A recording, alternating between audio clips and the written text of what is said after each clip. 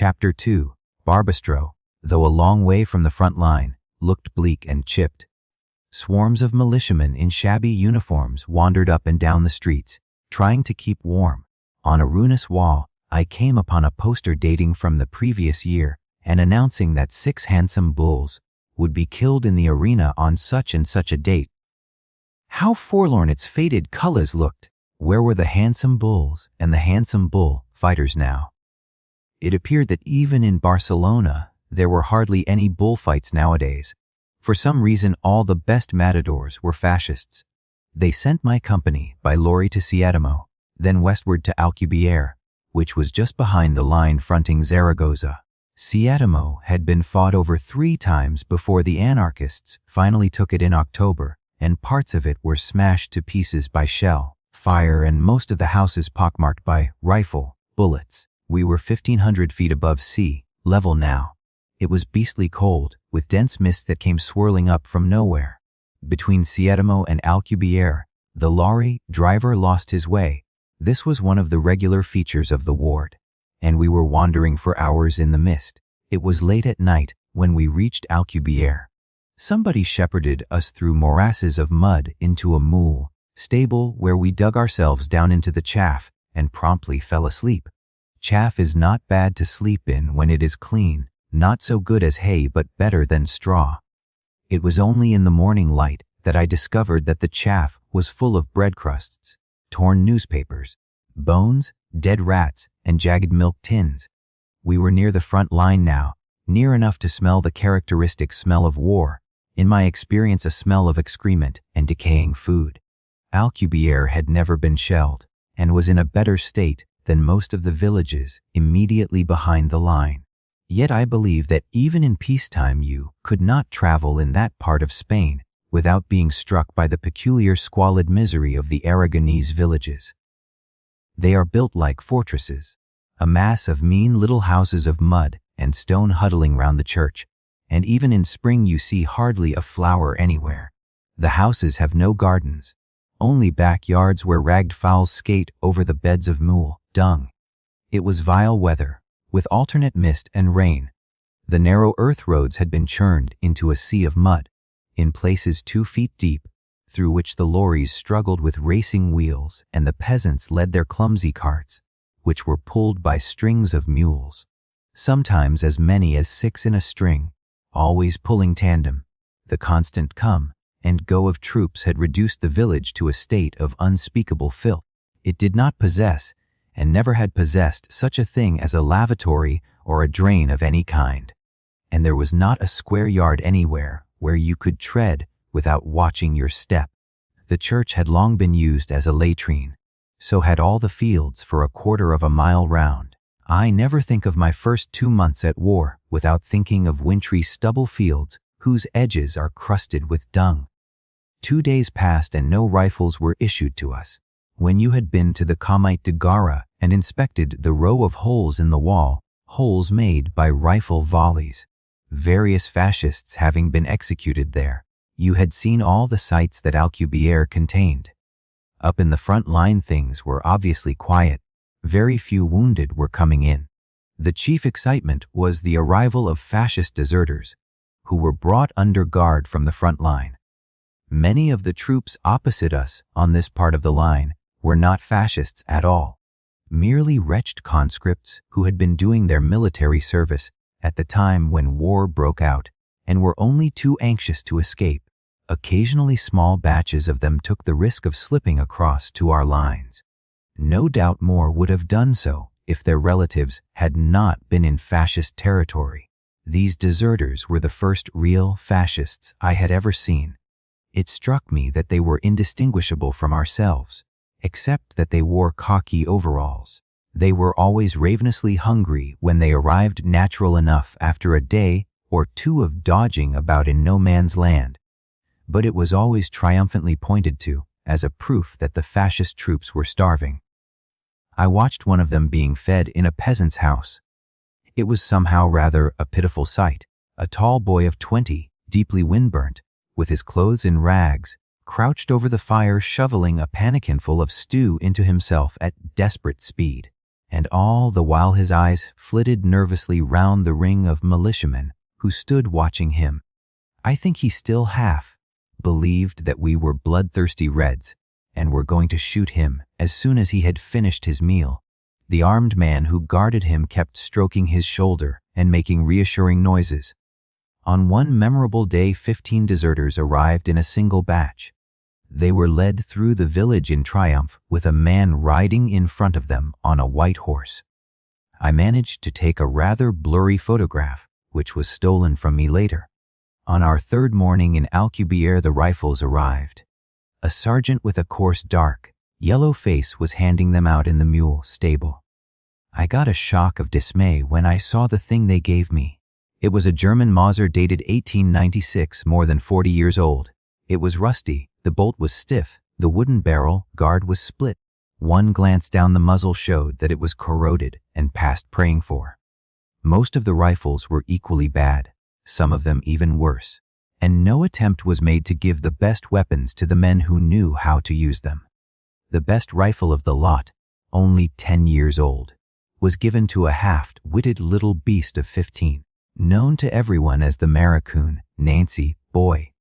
The sergeant gave us 5 minutes instruction, which consisted in explaining how you loaded a rifle and how you took the bolt to pieces. Many of the militiamen had never had a gun in their hands before, and very few, I imagine, knew what the sights were for. Cartridges were handed out, 50 to a man. And then the ranks were formed and we strapped our kits on our backs and set out for the front line, about 3 miles away. The Centuria, 80 men and several dogs, wound raggedly up the road. Every militia column had at least one dog attached to it as a mascot. One wretched brute that marched with us had POUM branded on it in huge letters and slunk along as though conscious that there was something wrong with its appearance. At the head of the column, beside the red flag, George's cop, the stout Belgian commandante, was riding a black horse, a little way ahead a youth from the brigand, like militia cavalry pranced to and fro, galloping up every piece of rising ground and posing himself in picturesque attitudes at the summit. The splendid horses of the Spanish cavalry had been captured in large numbers during the Revolution and handed over to the militia, who, of course, were busy riding them to death. The road wound between yellow and fertile fields, untouched since last year's harvest. Ahead of us was the low Sierra that lies between Alcubierre and Zaragoza. We were getting near the front line now, near the bombs, the machine guns, and the mud. In secret, I was frightened. I knew the line was quiet at present, but unlike most of the men about me, I was old enough to remember the Great War, though not old enough to have fought in it. War, to me, meant roaring projectiles and skipping shards of steel. Above all, it meant mud, lice, hunger, and cold. It is curious, but I dreaded the cold much more than I dreaded the enemy. The thought of it had been haunting me all the time. I was in Barcelona. I had even lain awake at nights thinking of the cold in the trenches, the stand, 'tis in the grisly dawns, the long hours on sentry, go with a frosted rifle, the icy mud that would slop over my boot tops. I admit, too, that I felt a kind of horror as I looked at the people I was marching among. You cannot possibly conceive what a rabble we looked. We straggled along with far less cohesion than a flock of sheep. Before we had gone 2 miles, the rear of the column was out of sight, and quite half of the so-called men were children, but I mean literally children, of 16 years old at the very most. Yet they were all happy and excited at the prospect of getting to the front at last. As we neared the line, the boys round the red flag in front began to utter shouts of Visca POUM, of fascistas, Maricones, and so forth, shouts which were meant to be war-like and menacing, but which, from those childish throats, sounded as pathetic as the cries of kittens. It seemed dreadful that the defenders of the Republic should be this mob of ragged children carrying worn-out rifles, which they did not know how to use. I remember wondering what would happen if a fascist aeroplane passed our way, whether the airman would even bother to dive down and give us a burst from his machine gun. Surely even from the air, he could see that we were not real soldiers. As the road struck into the Sierra, we branched off to the right and climbed a narrow mule track that wound round the mountainside. The hills in that part of Spain are of a queer formation, horseshoe, shaped with flattish tops and very steep sides running down into immense ravines. On the higher slopes nothing grows except stunted shrubs and heath, with the white bones of the limestone sticking out everywhere. The front line here was not a continuous line of trenches, which would have been impossible in such mountainous country. It was simply a chain of fortified posts, always known as positions, perched on each hill top. In the distance you could see our position at the crown of the horseshoe, a ragged barricade of sand, bags, a red flag fluttering, the smoke of dug-out fires. A little nearer, and you could smell a sickening Swedish stink that lived in my nostrils for weeks afterwards. Into the cleft immediately behind the position, all the refuse of months had been tipped, a deep festering bed of bread crusts, excrement, and rusty tins. The company we were relieving were getting their kits together. They had been 3 months in the line.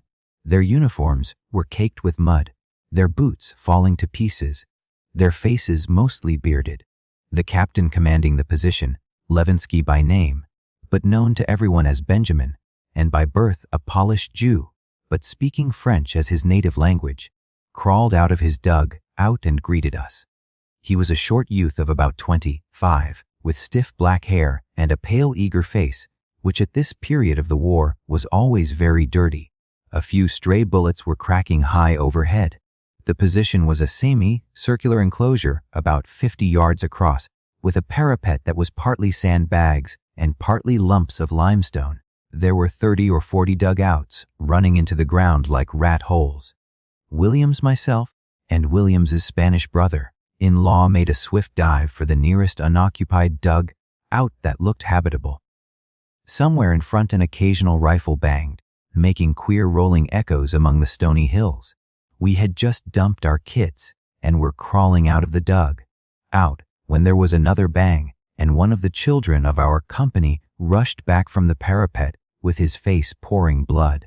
He had fired his rifle and had somehow managed to blow out the bolt. His scalp was torn to ribbons by the splinters of the burst cartridge case. It was our first casualty, and, characteristically, self-inflicted. In the afternoon, we did our first guard and Benjamin showed us round the position. In front of the parapet there ran a system of narrow trenches hewn out of the rock, with extremely primitive loopholes made of piles of limestone. There were 12 sentries placed at various points in the trench and behind the inner parapet. In front of the trench was the barbed wire, and then the hillside slid down into a seemingly bottomless ravine. Opposite were naked hills, in places mere cliffs of rock, all gray and wintry, with no life anywhere, not even a bird. I peered cautiously through a loophole, trying to find the fascist trench. "Where are the enemy?" Benjamin waved his hand expansively. "Over there." The Benjamin spoke English, terrible English. But where? According to my ideas of trench warfare, the fascists would be 50 or 100 yards away. I could see nothing. Seemingly their trenches were very well concealed. Then with a shock of dismay I saw where Benjamin was pointing, on the opposite hill top, beyond the ravine, 700 meters away at the very least, the tiny outline of a parapet and a red and yellow flag, the fascist position. I was indescribably disappointed. We were nowhere near them! At that range our rifles were completely useless. But at this moment there was a shout of excitement.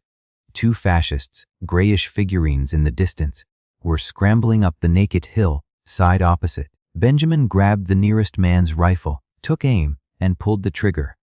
Click, a dud cartridge. I thought it a bad omen.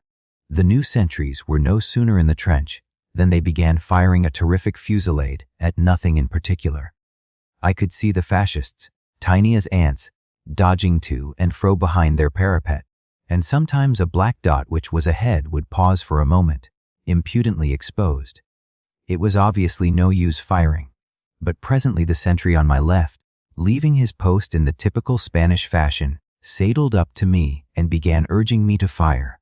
I tried to explain that at that range and with these rifles, You could not hit a man except by accident. But he was only a child, and he kept motioning with his rifle towards one of the dots, grinning as eagerly as a dog that expects a pebble to be thrown. Finally, I put my sights up to 700 and let fly. The dot disappeared. I hope it went near enough to make him jump. It was the first time in my life that I had fired a gun at a human being. Now that I had seen the front, I was profoundly disgusted. They called this war, and we were hardly even in touch with the enemy. I made no attempt to keep my head below the level of the trench.